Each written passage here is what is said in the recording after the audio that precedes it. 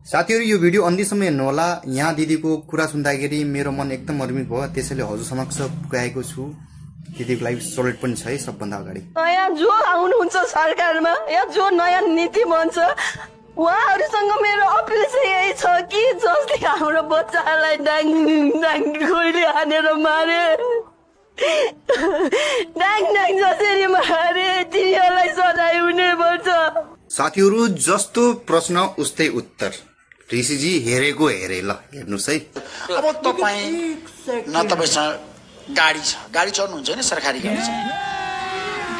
सरकारी गाडी भनेको यो मन्त्रालयको गाडी, यहाँ मन्त्रालय गाडी चाहिँ चढ्नुहुन्छ एउटा। यहाँबाट अफिसियल काममा मात्र चढ्छु हैन, यहाँबाट अब कहिले झण्डा हल्लाएर चढ्नुहुन्छ कि झण्डा बिना चढ्नुहुन्छ? त्यो झण्डा हल्लाउने र नहल्लाउनेसँग मतलब हुँदैन क्या।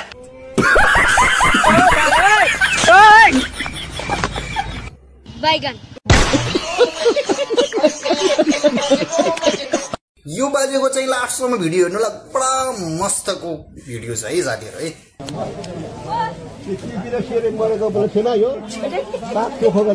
बुझ्नु भयो कुरा तपाईले? केपी ओली र सेरे मरेको उपलक्ष्यमा तपाईलाई 2टा चोखो पानी ल्याइदिएको रुते बाले ओहो लुङ्गा बजारमा ल्याइदिनु पर्ने रे।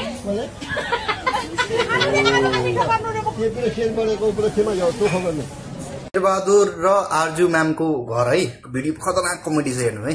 जनताको पैसा हो, जनता घर पुग्नु पर्छ। यो नदीको गरिब दुखी जसको छ त्यसमा पुर्याइदिनु। यो कसकोमा पुर्याइदिनु?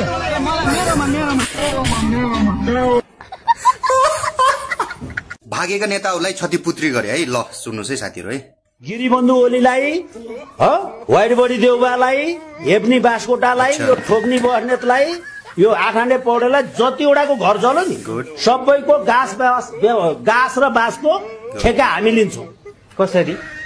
यिनको सबैको मुद्दा छ, त्यो मुद्दा दर्ता गरिदिने, लिएर आएर सेन्ट्रल जेलमा राखिदिने, यस श्रेणीको सिधा खान दिने। घाँस बाँसको व्यवस्था भएन जेल हालेपछि।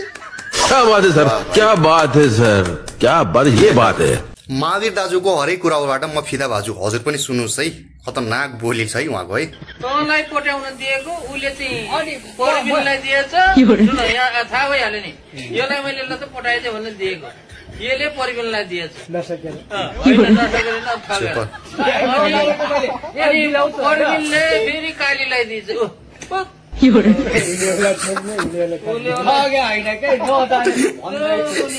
भनाई महावीर पुन दाजुको, मेरो स्वास्नीलाई सोधे हुन्छ मेरो बारेमा, मलाई भन्दा बढी मेरो परिवारको चिन्ता दुनियाँलाई लाग्छ। महावीर पुनको भनाई उहाँको मुखबाट सुनौ है।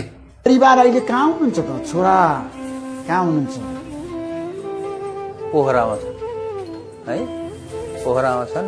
एउटा 2टा छोरी छन्, पोखरामा बस्छन्, श्रीमती छन्। श्रीमती पोखरा हुन्छ कहाँ? श्रीमती पोखरामा अनि छोरी पनि पोखरामा। छोरीहरूले एउटाले पढ्दैछ, एउटाले चाहिँ नर्सिङमा लागि गर्दैछ। परिवार बारे तपाईको भनाइ के छ? के भन्नुहुन्छ? श्रीमतीको बारेमा, छोरीहरूको बारेमा?